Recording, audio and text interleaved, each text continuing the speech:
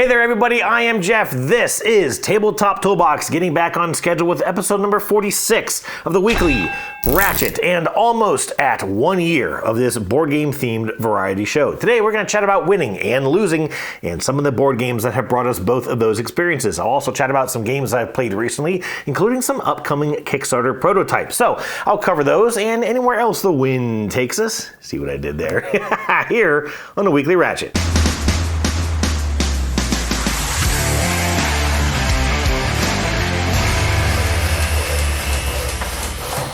Hey there, everyone, and welcome back to the Weekly Ratchet. I hope you've had a fantastic week of getting to play games with family and or friends. I have certainly done a good bit of the former. Played a bunch of games with my family this week, and some cool stuff here to chat about. I hope you've been enjoying some of the new content coming out here on the channel, and there is a bunch still in the works. I'm almost in this kind of spot where I've gotten a lot of games that I've offered to make videos of, and I need to get them all out here in the next couple of weeks. So there's going to be a lot of filming and editing in my near future, but that's okay. I am looking forward to it, and some of that is some of the games that I have played over here for the past week.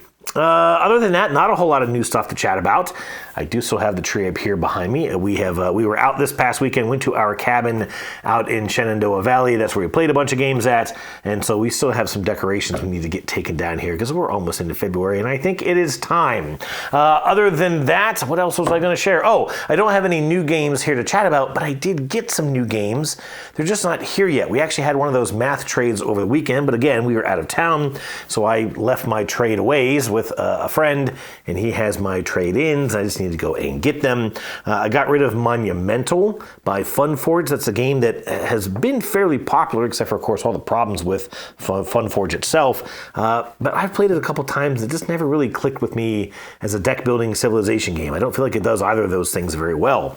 Also got rid of Concordia with the Salsa expansion and the Solitaria solo expansion. I like Concordia, but I've had that game. I've never played my own copy. I've never gotten to play the Salsa, which is Salt, actually, expansion. I'm a little bummed that I let it go without getting to do that, but I just can't get it to the table. It's not a game I'm really, really thrilled about. So I got rid of those two. A couple other smaller games, or Calcum I went ahead and got rid of, and there were one or two in there that I can't even remember. So some new stuff coming in. Nothing really spectacular, but looking forward to sharing those with you next week. And with all that being said, let's go ahead and get the question of the week.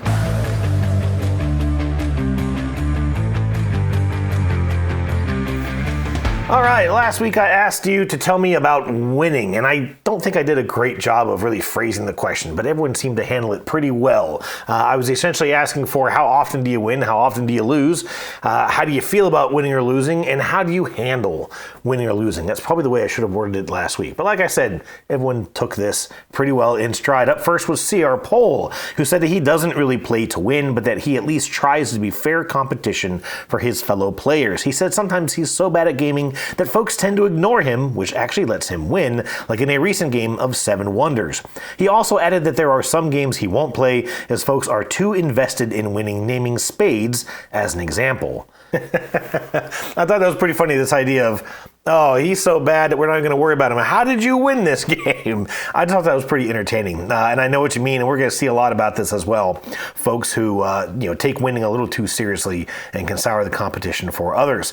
Star Shocker said that he doesn't play to win, but definitely tries to put in plenty of effort, adding that losing doesn't matter as long as fun has been shared. And that's another thing that you're going to see a lot through these answers, is people who are just enjoying that camaraderie and that experience, sometime even at the cost of the win or the loss. They literally will try to lose if it means that someone else can have fun and have a better experience. And you'll see that one coming up here in a little bit.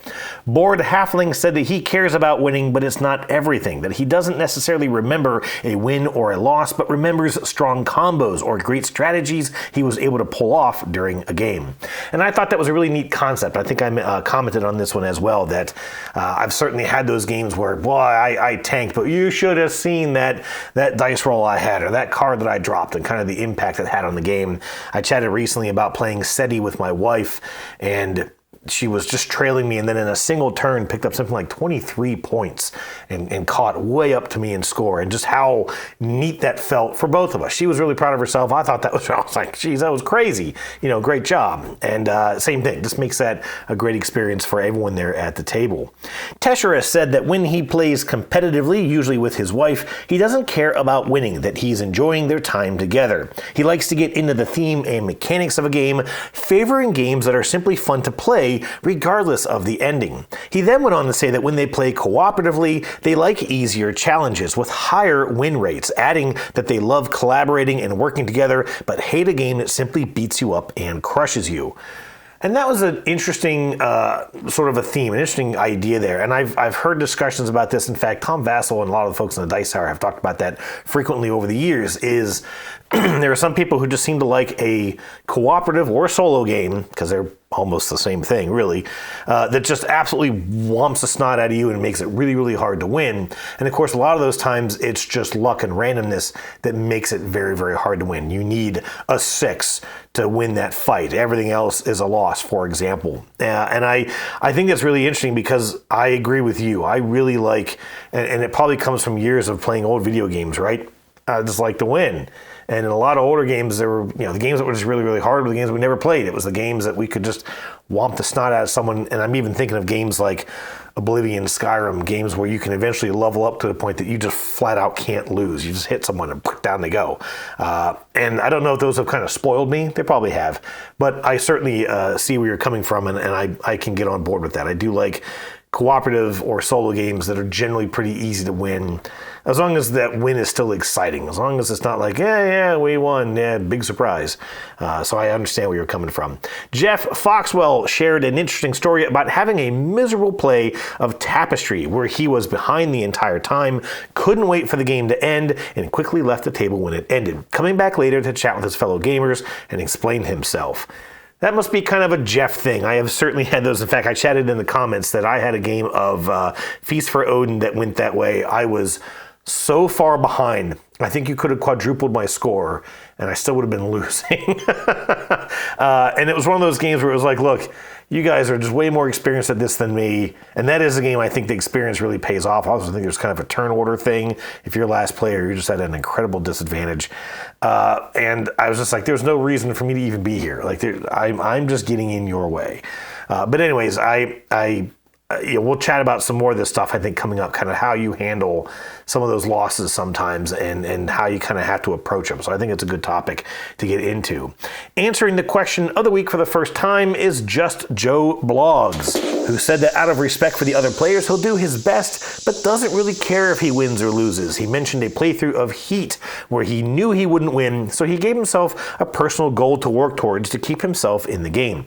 He also added that he does get frustrated if he's being completely trounced in the game, especially if he's learning it for the first time, or if he's playing with someone who clearly doesn't want to be there, adding that both of these experiences make him feel like he's wasted his time. I have been in both of those experiences. Certainly the player who goes, okay, yeah, we got it good enough, kind of half-assedly taught the game just in the interest of trouncing everyone at the table. And I have also played with that person who goes, well, I'm not going to like this game. I don't care about this game. So I'm just going to make it kind of miserable for everyone else, or I'm going to detach myself. I can say I've been that player once when we played Obsession for the first time, and I was so annoyed at that game, and then found out that we were playing it wrong, which made a big difference. So I can appreciate that, and welcome to the channel. I know you've commented before, but the first time that you've answered question of the week, so thank you for doing that. Real Jeremy Brooks said that he loses much more often than he wins, but as he's often playing with family, it's more important that everyone has fun, or else he wouldn't get to play that much. He added that since he's usually teaching the game, he isn't as deeply vested in his turns, and ultimately just wants everyone to have a good time. I certainly understand that teaching thing, and I know that, when I'm teaching family, especially if I'm teaching my daughter, I actually have to kind of make sure that I don't vest myself too much into my turns and help her to play well. Now, I will say that a lot of the folks I play with are much more sort of hardcore, or at least more experienced gamers, and so I've had some instances. I'm thinking of a fairly recent teach of Voidfall, where I was teaching two pretty competent players. It's a hard game to teach. There's a ton going on in that game. You really got to kind of help police everyone and keep them on the scaffolding of that game. But also, if you slip up and you don't focus on your turns, as I did, unfortunately, I had a terrible game. I lost, regions to the AI enemy for the first time ever, and just had a bad time myself. So it's kind of a double-edged sword. But the saying goes, and I do agree with it, that if you teach a game and you lose that game, then you won. And I think that's a really important takeaway. Now, like I said, I can't always play like that. You go to like the Dice Tower Retreat, man, you got to bring it. Almost every game, you got to bring it. But it's still a good adage to play by. Penny said that she wins about half the games she plays with her family, but that the focus is really on spending time together, adding that they all cheer when her 80-year-old mother occasionally wins a game. Certainly understand that. I remember my mom, we played Tobago, and I think my mother won that game. Maybe I squeaked it out in the end, but she was like, I have no idea what's going on, and I just have 45 points, and everyone else was 20s and 30s. I'm like, how are you doing this? And it's the same thing too when I play with my daughter. She won the game even over the weekend, and it was like, good job. She gets so excited in herself when she legitimately wins a game. And, it's certainly a good moment to celebrate. So I can understand. Mark B said that he used to be a competitive chess player, but has softened his competitive edge with modern board games, preferring the social interaction more than anything else. He said he enjoys seeing others win, especially new gamers or youngsters, and he enjoys seeing their thrill. He also added that with the scoring question from last week, he prefers the surprise of endgame scoring, as then it doesn't matter as much. Even if the score was a blowout, he got to enjoy the experience while playing. He also added a comment about players who will strive to win, even studying strategy before a play, and how those players can be a bit of a turnoff. But I will admit that I've had to do that just on rare occasions, sort of getting to know a game before I'm playing it, maybe trying to get some ideas of strategy, because again, I'm going in with some harder players from time to time. But I can certainly understand. I don't go in with the idea of I want to just nuke everybody. I just want to be competitive. I want to kind of help level the playing field of a game that I'm just not that familiar with. But all good points there. Also replying to question of the week for the first time is Jeremy Johnson, who said that he does play to win, but still wants others to enjoy the game, even if it means letting them undo or change a bad move. Also adding that he likes to offer strategic tips or explain why he took certain actions to help other players, especially if they are new players. I think that's a pretty fair tactic. I think that, wanting to go in and play competitively and have a good game is great, but I think that if you've got that sort of fairness to say, hey, you guys are new, sure, that wasn't a great move. Why don't you undo that, try something different? Or saying, hey, here's why I'm making this move. This is what this kind of sets up for me. I also like to do something where I kind of show people, hey, I realize you're taking that move, and I don't want to tell you what to do. You should never be, telling people what to do in a game. But say, I just want to point out to you that you have this sitting over here, and if you were to use that to do this, then that would set up this big move for you. And maybe that. I just wanted to kind of point it out to you. You don't have to do it. And sometimes they'll go, oh, geez, I didn't even see that. Thanks so much. Or they'll go, oh, I'm aware. and either is fine. So I think that's a fair move to make, and I appreciate that one. Canuck Chuck took not wanting to win to extremes, saying that if someone is having a tough time, he will make bad moves to ensure that they win, adding that he'll walk away, however, if other players are being aggressive or punishing. He also added that if it stops being a game and turns into a competition, he's not interested, that he wants to play games and have a good time. That is an interesting approach to take to it. You made the comment that it's called a game. The word is a game. We should be having fun. I think that by the very nature of the word game, that does kind of imply a competition, a football game, a sporting game, whatever. But I certainly understand where you're coming from. I think that, well, I certainly don't, I won't try to throw a game necessarily. And I've had this conversation with folks about having kids. Do you kind of let the kids win? And general consensus is no. I mean, they've got to earn a victory just like all the rest of us do. But then it certainly helps if they get experience, if they kind of get chances to win, if they get help. I mean, again, if you're just sitting there crushing your child every time you play a game, they're not going to want to play. But if you give them that assistance, that help, and kind of show them how to get better at it, then they can earn their wins, and they'll certainly feel a lot better from that. we played Ostia the other week, and I was like, well, I can go ahead and make this move and end the game. Look, obviously I'm going to win the game just based on the scoring tracks. We kind of knew where things were for the most part. But my wife and daughter were working together. My daughter was into it. She was having a good time. And I thought, well, I'll hold off. I'll do something else for now. It did ultimately set me up to get even more points, which is that can happen sometimes as well. And I've also played games with my wife. Arc Nova is an example where she has said, look, don't finish the game yet. I just want to so I can get a positive score. I don't want to end this game with a negative score. Yeah, you're going to win, but just let me get to a positive value. And yeah, no problem. Okay, I'll play this action and I get $2. Okay, take your turn. I think that's a fair approach to take. And lastly, we have Ty McDonald, who said that he plays to win as that's how he feels he gets the most out of the puzzle of the game, but that his attitude towards winning has changed somewhat in recent years, admitting that he used to get upset about losing, but has worked hard on just enjoying the experience. He said now, games are always fun. And you know what, Ty, that's a really great comment. And I'm going to kind of use that to segue into my own thoughts on this, is that and I'll share this. It's a personal thing, but when I was young, I was a bit of a bully, and I'm saying like younger than 10.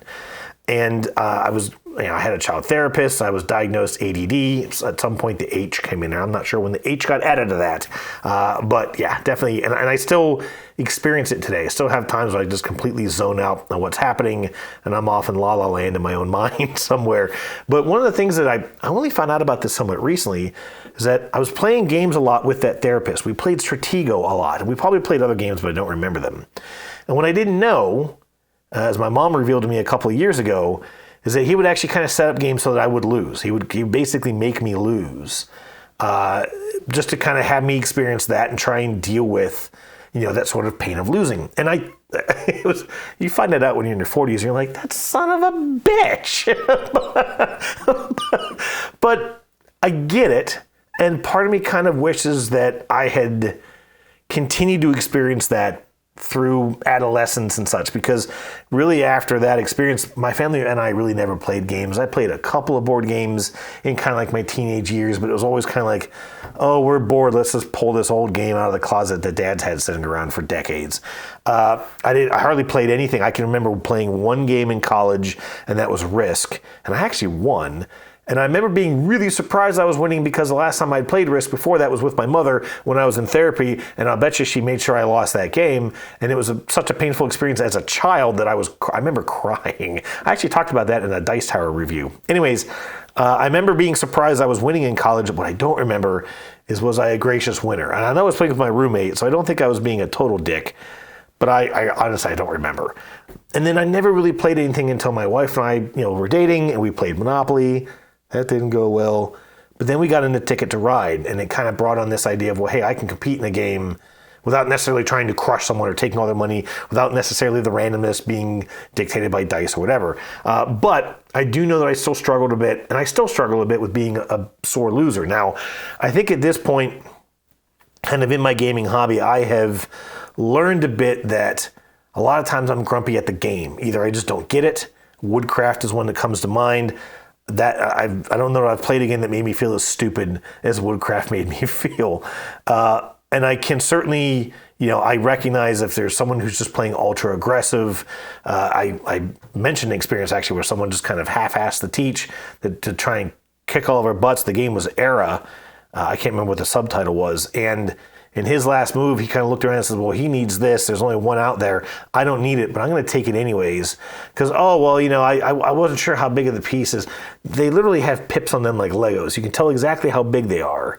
And he lied that he took it because he wasn't sure if it was big enough. And, he didn't want to pick it up and then be wrong and then put it down, whatever. Just nonsense. Just to spite actually me at that table. It made it absolutely impossible. I mean, I think I had half his score all of a sudden as a result of him taking that piece. And it was just like, okay, I get it. You're just playing to win. All you care about is the win. And now you're lying about why you did it. and I can see right through it. And so people like that I will definitely get annoyed at. And they're people who are, okay, yeah, congrats, you won. You're kind of an ass. And I'm just going to make sure that I never play another game with you. That's how I'm going to handle that situation going forward. I will say that if I'm playing a game for the first time, I'm playing a new game, I usually set a goal of trying not to be last, or again, I will try and at least study a little bit ahead of time. Okay, what are particular tactics that might work better? What is, underlying strategies or whatever to try and use? I don't do that very often because it's very hard to find that information, honestly. You can try and get in some Reddit threads or Board Game Geek threads, but even on Board Game Geek, there's usually not a lot of strategy being discussed as just questions on rules.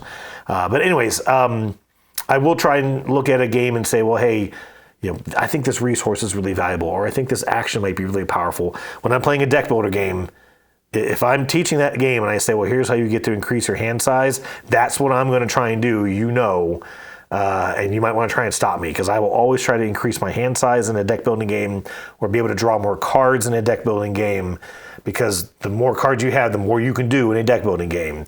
And it's almost always a clear way to win. So that's a little tip for you. Anyways, one thing I'll close with is I think tone is really important. And I'm kind of shifting the focus into how well do we handle winning or losing. If you're sitting there going, oh, well, you just kept doing this to me, and I couldn't get over here. Yeah, you come across as kind of whiny, kind of, like you're accusing others of, just not doing well. I also think that the flip side is important. When you're playing a game, if you say, well, that's going to give me 15 points, or I just got 10 more wood. Look at that, folks. Again, it's just snottish. And if someone isn't doing well, especially if someone is way behind in score, or if you're way ahead of everyone else, don't talk like that. Don't take the approach of, oh, I don't know if I'm doing good. I mean, I have, twice as many points as all the rest of you, but it could still be anyone's game. Shut up. You're just being an ass. I'll say that one of my buddies I play often with is Mike Gallo, and Mike really cracks me up, because we'll play a game and we'll get done and he's beating us on, and he goes, oh, cool, I won, yay, all right, well, what'd you guys think? You didn't look like you liked this. What didn't you like about it? Or you seemed to really enjoy it. What'd you like about it? Like, he'll shift the focus right away into something else, or just analyzing the game, or what do you want to play next, or hey, who else wants pizza, whatever. And I really appreciate that about him. And if he loses a game, it's kind of the same thing. He goes, wow, I didn't really like that, but good job. I'm glad you won. And again, just kind of shifts the focus onto something else. And I think that's a really good move. I really appreciate when he does that. And he's a rather competent gamer. I have seen him completely trounce us, and I have seen games where he just comes in handily in last place, and he's always the same guy. And I really appreciate that. All right, that is it for Question of the Week. As I mentioned, I played a bunch of games over the weekend. Let me go ahead and show them to you.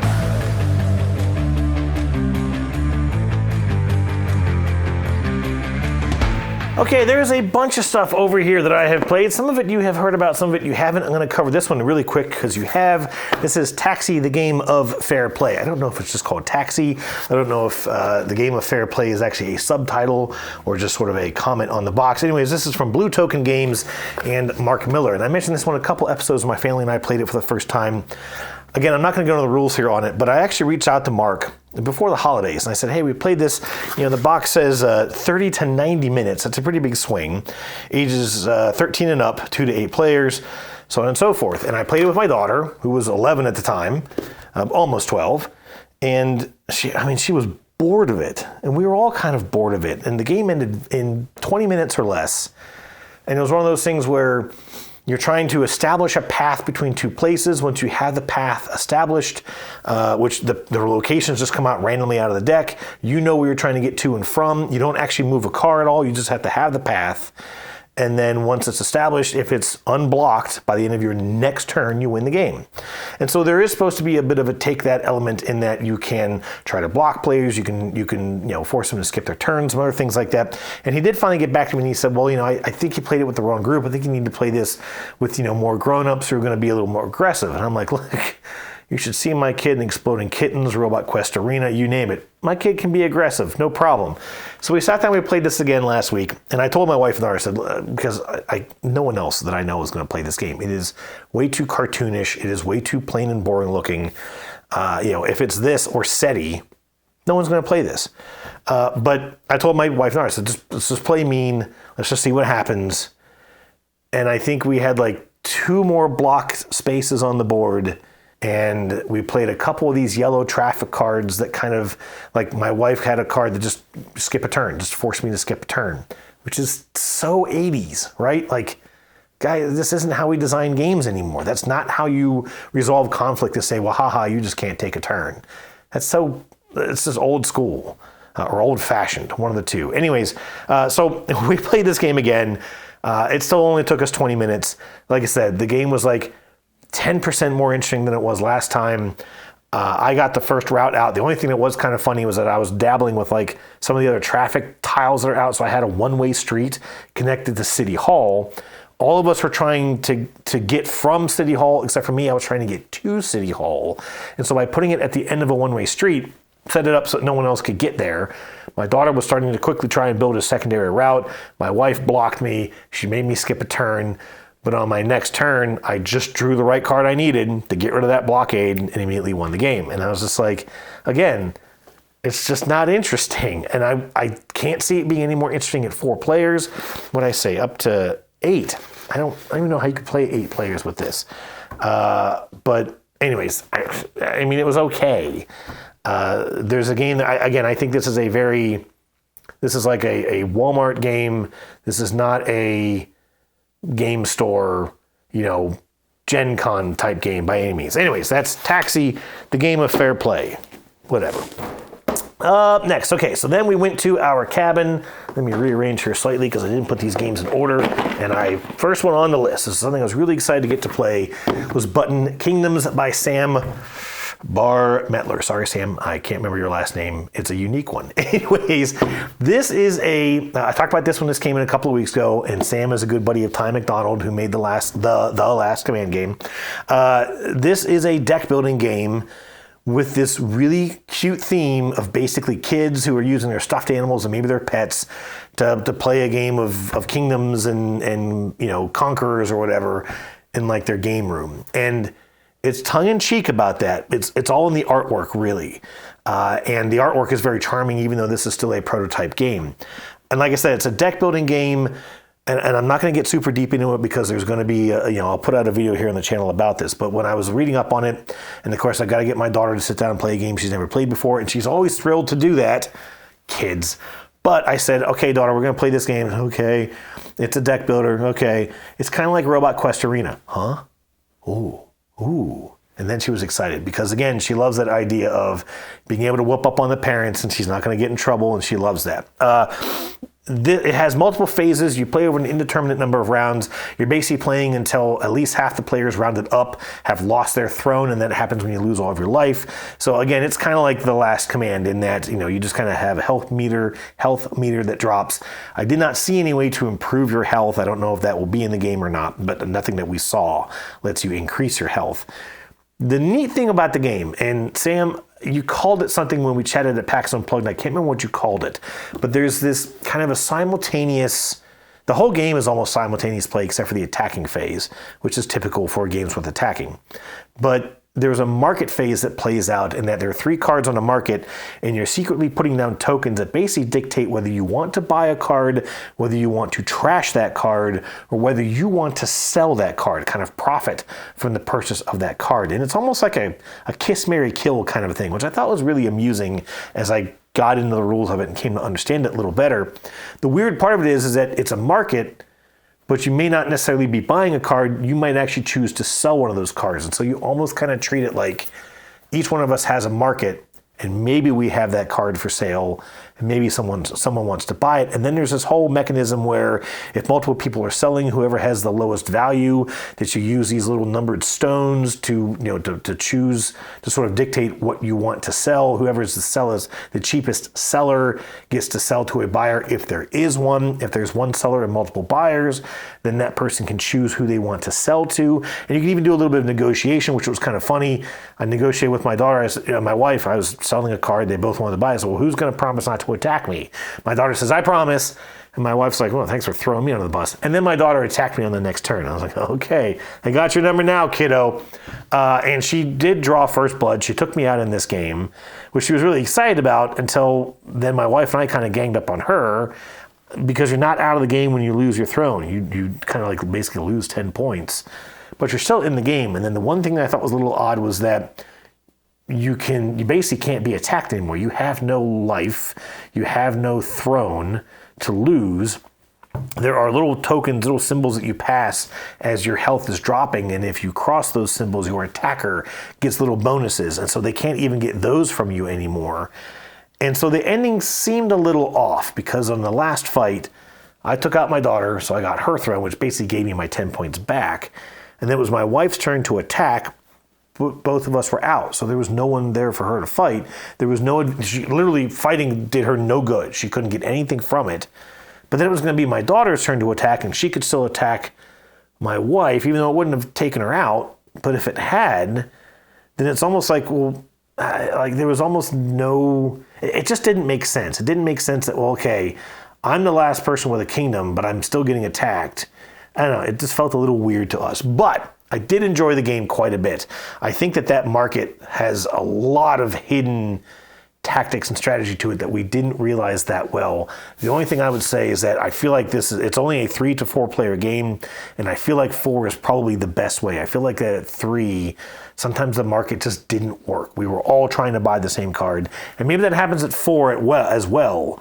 But I would think that even just having that one extra player, there's a 33% chance, right, that things could work out differently. And anyways, I enjoyed this. Like I said, the artwork is delightful, even though it's still a prototype.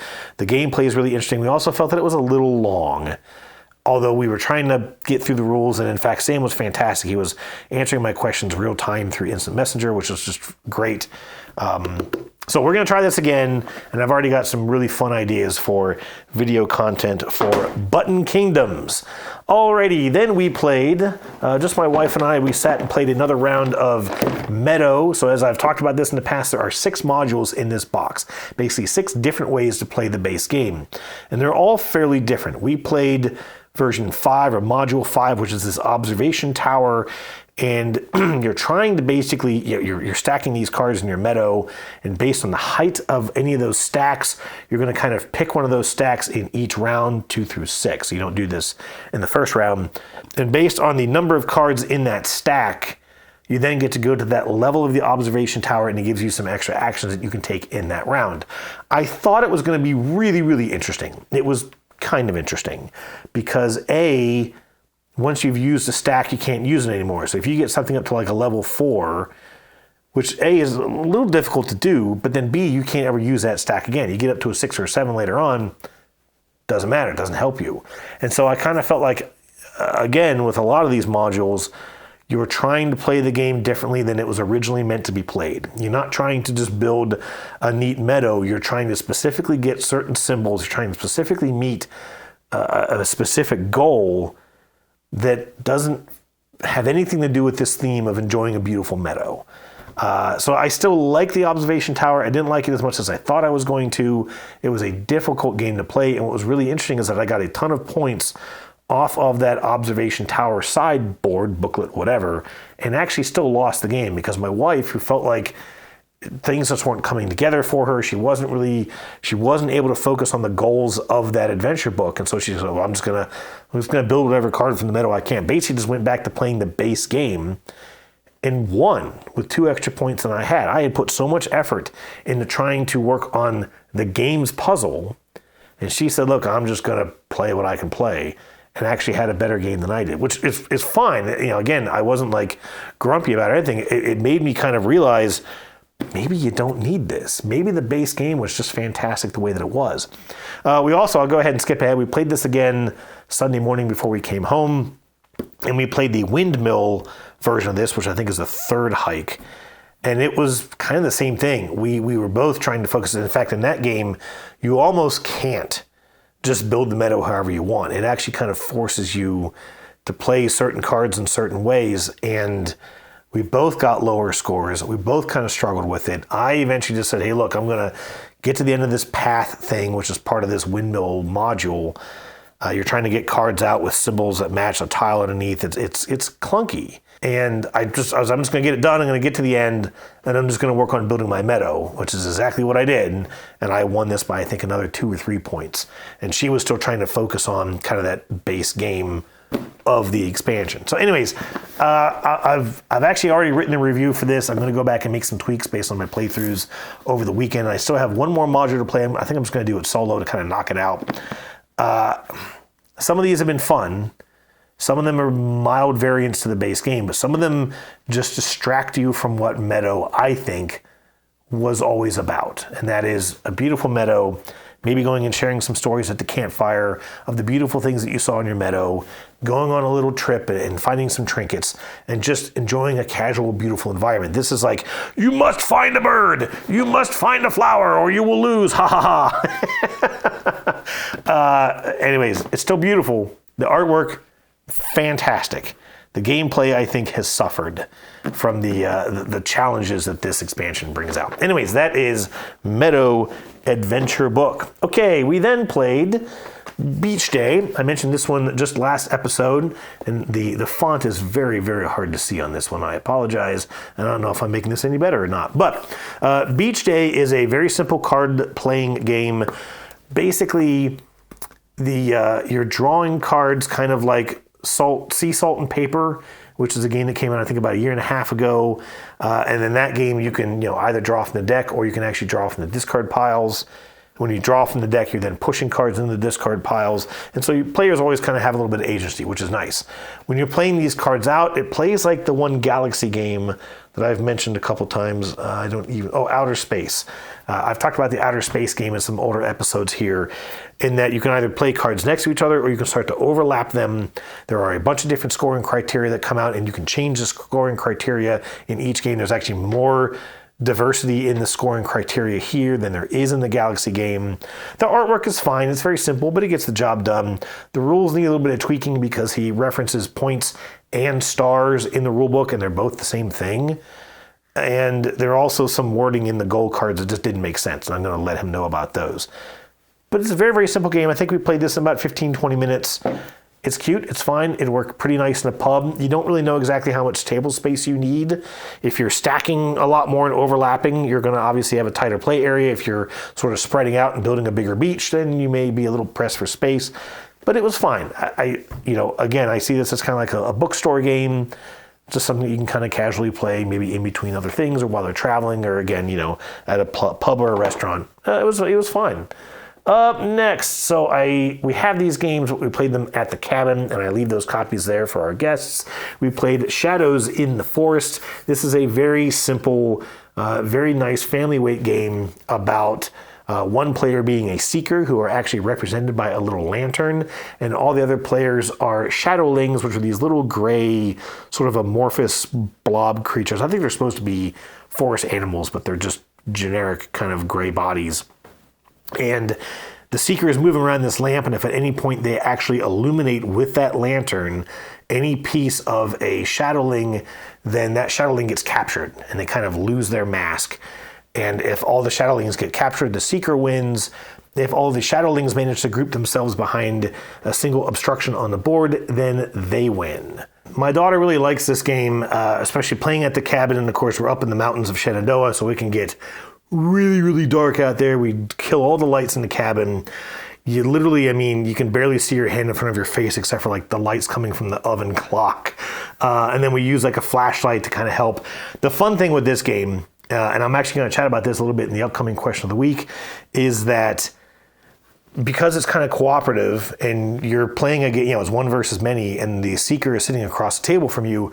And so we'll kind of whisper, okay, I think we should do this, but then we'll just start tapping on the boards that hopefully the seeker can't quite tell what is actually a move that's happening. Because of course, if you hear a bunch of sound over here, okay, that's probably where they're hiding, and that's where I should move. But if you're hearing sound all over the place, then who knows? And it's just a lot of fun. We enjoy this game. It's very, very simple. I think we wrapped this thing up in like 20 minutes. It may have taken us longer to set up because my wife just went the wrong way and got behind the tree, which shadowed the entire board, and my daughter and I could go anywhere we wanted and joined all the shadowlings up and won the game. So I think my wife had like 3 turns and that was it. And we didn't really want to play again, so we put that one back away. Up next, we played Exploding Kittens. This was kind of a deal with my daughter to get to play some of these other games. She loves this game. We played our party edition, which we have there at the cabin because it plays up to like 10 players. But luckily, the 3-player game is really, really snappy. So we knocked this one out pretty quick. And of course, I went in there talking some smack, and I was the first one to explode. And then my daughter took my wife out. So she won that game, and she was really, really happy. The last game to chat about is a game that I got in the last math trade. This was back in episode number 28 that I mentioned getting a copy of Legacy of You. This is from Shem Phillips and Garfield Games. Now, I believe I've chatted before that I'm just not a big Garfield Games fan. I feel like a lot of the games are very similar. They are different, but they use a lot of similar scoring mechanisms. You're usually going up tracks. You're usually trying to do set collection. It's just the mechanism by which you go up those tracks and collect those sets that differs from game to game. I'm sorry, but I'm not a fan of the Miko's art. He does all the illustrations for the other Garfield games. This one is illustrated by, I believe it's Sam Phillips. I don't know his relation to Shem. But I love the way that this game looks so much more than the other games. This is a solo-only game, and I just don't have time to get very deep into this, but it's a really interesting puzzle with a couple of different timers going off. You're trying to sort of build a canal, staying in front of floodwaters. You're trying to deal with barbarians that are coming by. You're trying to get more people coming into your village, basically kind of acquiring these townsfolk. And that kind of represents a timer, in that you have this separate deck of cards of the people who are in your town, and you can sort of use them to get resources. You can also kind of send them off to get extra resources, but then they're more or less out, they're gone. And then as certain barbarians come in and attack, as certain things happen, as just bad things happen throughout the game, those people kind of get killed off, and that puts them into the main discard deck, which they can cycle back through, but it may take a while. And your active deck of people is your population. If at any point you'd have to kill someone off from whatever bad thing happened and there aren't any there, you lose the game. And every time you have to cycle your own personal deck, you have kind of your own discard pile, which is called the exhausted pile. Whenever it would recycle, it's almost kind of like a new day. Everyone kind of like wakes back up and comes back to work, if you will. That advances the floodwaters, and if the floodwater would advance where there's no canal built, then you flood the village and you lose that way.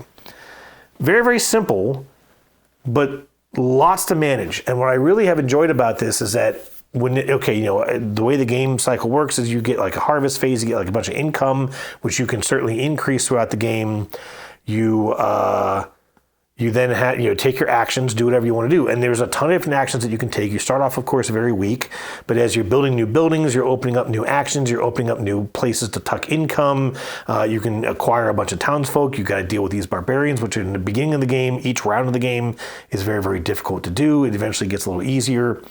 And I just like that, okay, well, again, if I do this, I can get that done, but if I wait and I do this first, then I can get extra things, I can do that done even better, or get that done even better, or I can do it more often. There's that kind of efficiency thing to it. There's not really engine building, but there is expansion. You can get more actions, more things that you can do. Anyways, the first time I played this at the cabin, I lost. And I got a card that basically, as a result, says, okay, well, yeah, you got kicked around a little bit, but hey, something good came out of this, and you've learned this thing. And I got this specialty skill card that I can then use for every game going forward. And I haven't lost a game since. But then with every game that I've won as a result, I played this 3 times, something new came out. I got a new barbarian camp that I had to deal with. I got some champion barbarian I had to deal with. We had a food crisis that popped up. And so you're constantly trying to solve the routine puzzle of the game, stay in front of the floodwaters, deal with the barbarians, but then also deal with this camp that popped up, also deal with this famine issue, deal with whatever else is going to come up in this game. You have to win or lose the game 7 times to actually end the campaign, and then of course you just put all your cards back in the original decks, and you can play the whole thing all over again. My favorite Shem Phillips game, without a doubt. I've had a lot of fun with this. I actually am kind of excited to play it again. I kind of wish it was on like an app or something that I could just play it on my computer. It might be on Board Game Arena. I wouldn't be too surprised, but that physical aspect is kind of fun. The only thing that I kind of miss, and this is my question of the week for next week, is do you like to talk through your turns? Do you like to sort of telegraph what you're doing? Okay, well, I'm going to move here. That gives me a couple of points. Or I get to collect a couple of seashells, and now I get to bring out my new champion that I just got, and he's going to let me do this or that or something else. You don't get to do that in a solo game very well, or if you do, people may think you're crazy. But I'm curious, do you like to telegraph your turns? Has there ever been a time when maybe that didn't work too well for you? Maybe someone got irritated, whatever. I'm just kind of curious how you like to sort of play through your turns, especially in competitive or cooperative environments, but also curious what you think about as far as solo gaming and telegraphing your turns. That is it for episode number 46. Thanks as always for participating here in the Weekly Ratchet, and I will chat with you folks again soon. Cheers.